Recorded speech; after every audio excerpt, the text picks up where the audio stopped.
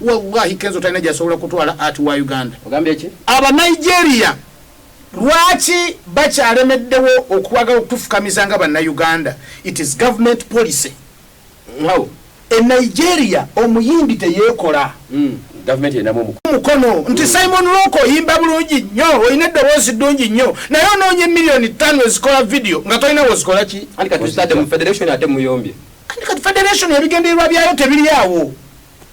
Government weba yakola kintu ekyo art nene egifule ministry ejenga government n'enkola yaayo tubaje ministry of gender tosobola kukwata omu ku bayimbi n'omukulembeza atotandika okumuzimbirako policies fe mu art waffe tulina ekibuli tulina zino tulina zino ze bayita enkokola Kenzo obulamu bwe bwonna yayagala okubeera superstar ku top kati omuwadde ekitiibwa ky'obwa president kyo kigenda okubaawo agenda kujogera ddala omfuna bulungi kuba nalaba nadayika video kinabyo research daga galima promoter agala kubeera president. Managers of good musicians in Uganda are not musicians. Very good. Managers of the art Baba Jeff Chiwa oyina kuba gwe Jeff Chiwa nga nensi tekumanyi tolina na kamera wolabikira kyokka nga tegwe bosi wa talent basinza noleeta good life nojja n'okwata Chameleon nojja n'okola Shiba nojja n'okola King Saha nojja n'okola abayimbi gwe novaawo. Okay. Nene art bwenaba yagenda mu maaso we need somebody ali nyito ategeera business ajja tuyambe so sikwata omu ku bayimbi baffe atukulembere atufuukire ekizibu kyotegeeza okutuusa goals yali ayagala abantu bagakula bungi ba industry abasajja nga ba Jeff Chiwa bali ba president ba federation kati otandise okuntegeera people who are going to convert music into business but not the people who look for glory. Mulimu abantu nga bagala kubasinza nze boss ne bwabeera Bobiwine sobola kumulonda ng'agenda kulembera bayimbi kubana yakyayagala okubeera omuyimbi.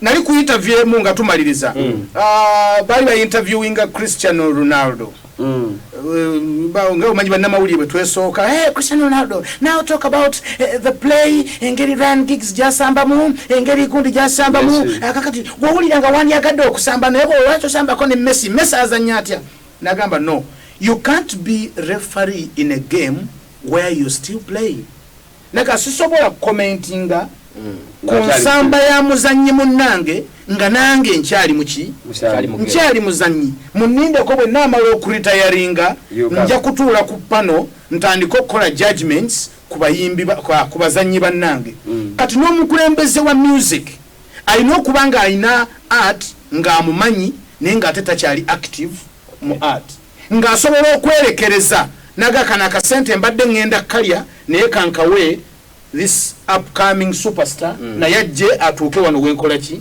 wendi naye abayimbi ng'omuntu akyagala okukulembera akyagala okukwata akati n'amaanyi akyagawulira mu mikono gakyalimu mu magulu akyasobola okufubutuka okumugaa nti suula akati munna akakwate wallahi Kenzo Talina gyasobola kutwala art wa Uganda. Ogambye eki? Okay. Uncle Simon, ekibuuzo ekisembayo nkujjeko engalo. Are we prepared Uganda? Because abatula abayimbi bonna bazze bavaayo. For example, Bakami Baba King Saha Bumbuza, kituufu yatandika Million Island. Bonna balaba nga bazze balwana kulwabo okuvaayo. Tulina abayimbi ababrandinza bakozezaako like anti bateekateeka omujiji oguddako ku lwa music industry we Uganda. Betugamba nti ono aguluminze bano twandisubira kati basajja nga Bebe Cool alina studio alina gundi ekola video yandibadde kati alina record label nga Bula Swangz Avenue bali badde bakyagala naye music waffe wakwetonda wakwekolawo omuntu yefayitingira werwanira nagenda natunda sikulapu we oloza si system y'abantu abasoka nti bebapuliriza nabo bennyini teri yabakola nawe yomi yasamba kajike buli omu yamanya bwagenze nanya kula byanyakudde nakuba omuntu omumi namufunako emitwalo 2 nagenda mu studio nakola akaki era buli muntu gwosanga nga musicians nga wali aga mwana twayita mu hustle mwana twahaso akati wabanga ya hustlinga tomusuubira kukwata silver plate agiteekeko omwana akoleki agirireko buli bwagezaako okukikkolera nga yalowooza ani yakimukolera. So wensabira nti wabeewo system egonza mu art omuntu abenga asobola okutandika nga tamaze kufunya nnako naye buli bwogenda n'otunula ku mukono gwo nga guliko enzira ezagulaka nga wakuba ku mumi nga bakuba ne bakugjamu erinnyo ng'olwanira akazindaawo ate omwana gye nagaa kati Uncle Simon awonze embanzirawo kakati nga gw'okufunawo naye ng'ate kisoboka singa tuba ne police esobola okuyamba superstar n'alya ssente ze nga takyalwana. Waliwo emyaka gye sikyayagala kulaba ku stage okulaba Chameleone ng'ayimba Monday mpaka Sunday mpulira nga kinnuma, okulaba mukama wange Misa Kisemakula ng'ayimba Monday mpaka Sunday kinnuma, okulaba Moses Matovu ng'azingazinga waya za Frigo Monday mpaka Sunday ayimba afune ssente kinnuma.